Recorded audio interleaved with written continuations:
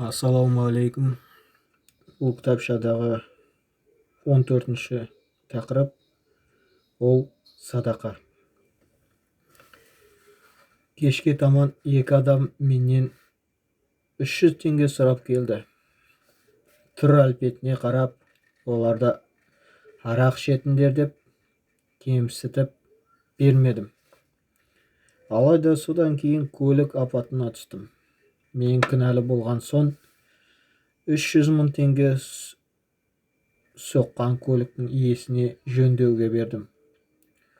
Одан кейін бейне жазбаны ютубқа көріп жатқанымда ауырып қалған балаға көмек сұраған бейне жазбаға тап болдым.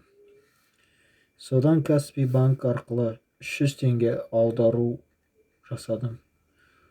Бұл уақытта әйелім балалармен қыдыруға шыққан еді. Балам өз аяқ киімін алам деп көлік астына түсе жаздады. Аллаға шүкір, жүргізуші шегініп жатқанда соңғы сәтте көріп үлгерген екен. Осыдан кейін ойлана келсем, садақа бергеннен дүние кемімейді екен. Пайғамбарымыз саллаллаху алейхи уассалам бір сөзінде, шатаспасам, садақа беріңдер, өйткені бәле садақадан озалмайды дегені есіме енді келіп жатыр. Адамға қасірет әкелетін сарандықтан жан дүниемізді барынша тазалау үшін садақа беру керек.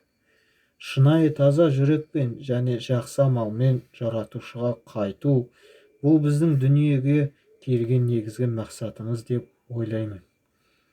Әрі жаратушы қайыр сұрап келгенде кемсітіп қума дегені бар еді.